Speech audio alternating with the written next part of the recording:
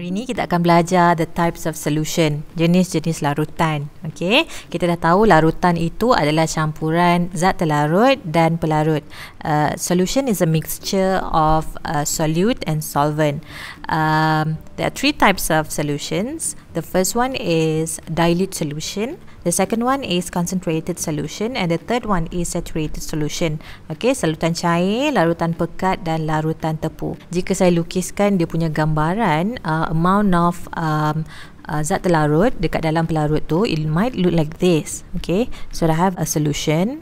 Okay, so larutan cair dia punya bilangan zat terlarutnya adalah sedikit.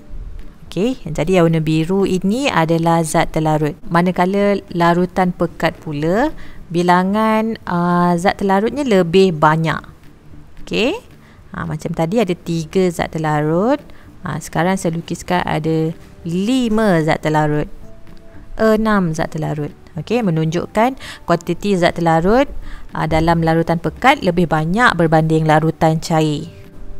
Manakala dalam larutan tepu, bilangan zat terlarutnya lebih banyak. Okey, sehingga kan apabila kita tambah lagi zat terlarut itu tidak akan melarut. Okey, bila dia tidak melarut, dia akan menghasilkan mendakan di dasarnya. So same goes with the dilute solution. Alright, so the amount of the solute in the solvent for dilute solution is less. Meanwhile, in concentrated solution, the amount of solute is greater than the dilute solution. Meanwhile, in saturated solution, there are excessive amount of solutes. So when you add more solutes into the solvent, the solute will not dissolve anymore. So what happened? They will form a precipitate at the bottom of the container. Apa beza larutan dan ampaian? Okay, larutan is solution, ampaian is suspension.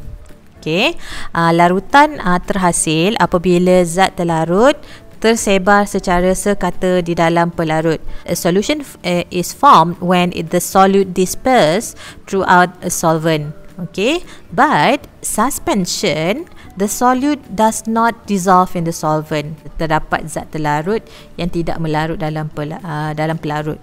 What will happen? The suspension will look cloudy. Okay, dia akan nampak keruh. Manakala larutan ataupun solution, it appears jernih. Okay, or transparent. Okay, apabila kita test, buat ujian penembusan cahaya masih lagi boleh menembusi larutan. Light still can pass through the solution, but in suspension, the light cannot pass through through the suspension. Okay, cahaya tidak boleh tembus melalui ampaian. Okay, dan apabila kita uji menggunakan proses penurasan, kita turas ampaian suspension ni, akan terdapat sisa yang tertinggal di dalam filter paper. Okey, dan apabila kita biarkan dia seketika dekat dalam beaker, dia akan menghasilkan mendakan. Okey, mendakan ni benda yang mendap di dasar. Okey, it will leave some residue when it is filtered, and the suspension will settle if left undisturbed. Solution tidak akan meninggalkan apa-apa sisa jika dituras. Okey, contoh solution adalah bila kita campurkan air dengan hablo kuprum 2 sulfat. Hablo ni adalah macam garam gula crystals, dia bentuk crystals.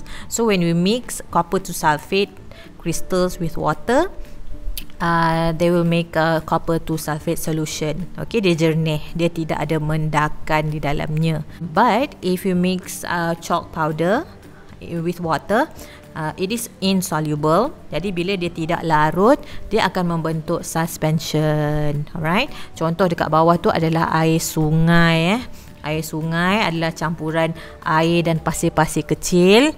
Jadi pasir itu tidak larut. Jadi bila kita kacau, dia akan menghasilkan ampaian or suspension. Kita suluh dengan torchlight, cahaya tak boleh tembus. Tak ada pun cahaya-cahaya yang tembus dekat sini. Tak ada. Okey, kita akan nampak dia akan keruh lah dekat dalam ni. Apabila kita tapis air sungai yang ada pasir tu akan tertinggal di dalam kertas turas. Yang hanya dituras adalah air. Itu saja untuk tajuk larutan, jenis-jenis larutan. Kita akan sambung lagi dengan subtopik yang seterusnya.